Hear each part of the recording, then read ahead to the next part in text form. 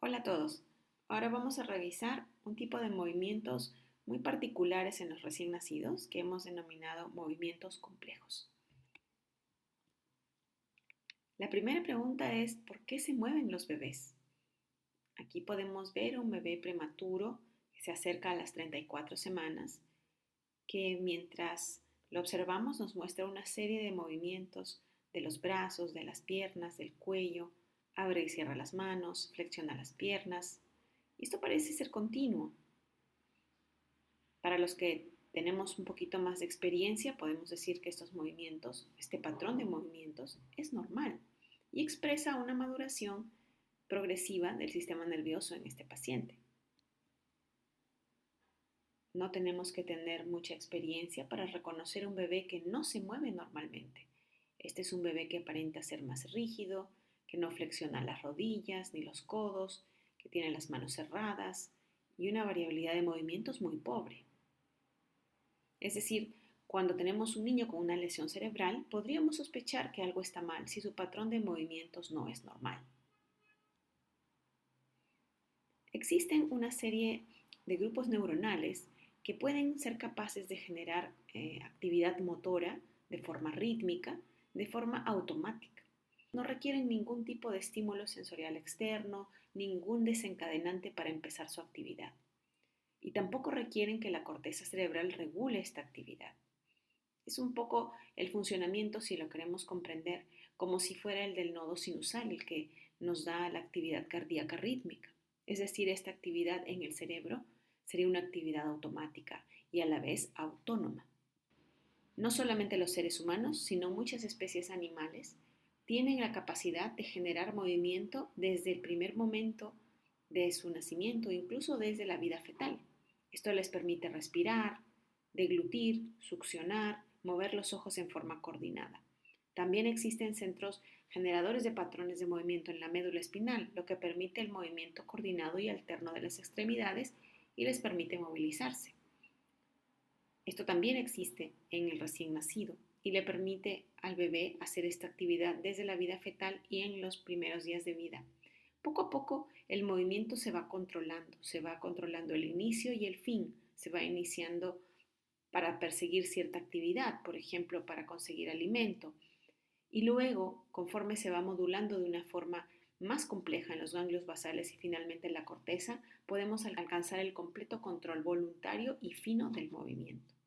Entonces, estos generadores de patrones que están dando origen a la actividad motora se encontrarían en el tronco cerebral y en la médula espinal en el recién nacido. ¿Cuándo funcionan estos centros generadores de patrones? El recién nacido necesita esta actividad automática para poder sobrevivir, para poder respirar, succionar y deglutir. Por tanto, en un bebé muy pequeño, esta actividad automática y autónoma le permite alimentarse, le permite sobrevivir en sus primeros días de vida de manera segura. ¿A qué nos referimos con movimientos complejos?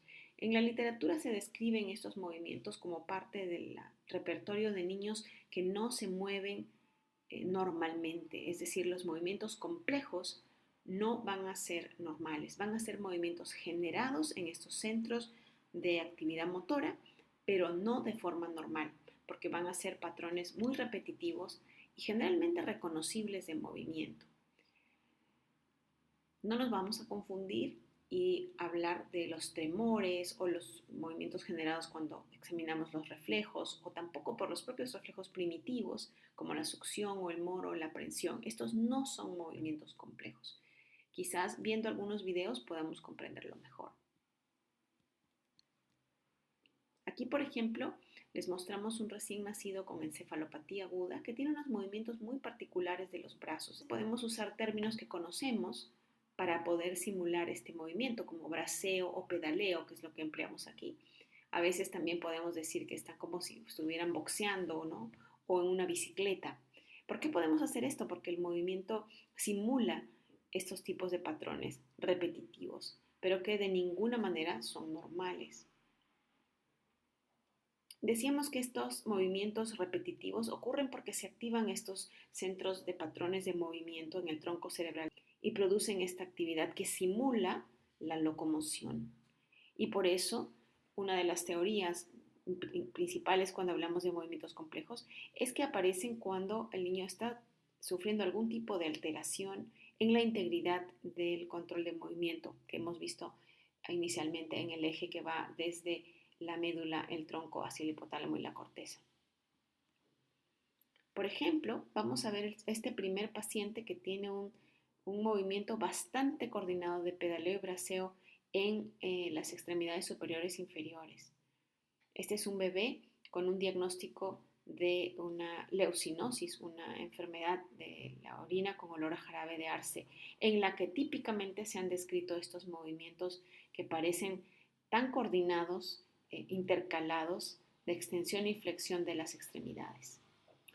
Este paciente estuvo en electroencefalografía durante estos movimientos y pudimos comprobar que no tenían descargas eléctricas asociadas, es decir, no son convulsiones y por tanto no recibió tratamiento para las mismas. Lo que sí se demuestra en la leucinosis o en este tipo de enfermedad metabólica es que hay una alteración aguda en la mielinización que se puede confirmar con la resonancia magnética que nos muestra en la secuencia de difusión la alteración de una serie de estructuras que van desde el tronco cerebral, el brazo posterior de la cápsula interna, la corona radiada y la corteza perirrolándica. Es decir, se afecta en forma aguda estas áreas de mielinización que también controlan el movimiento y por eso aparecerían estos patrones tan particulares de movimiento que les mostramos en el video previo.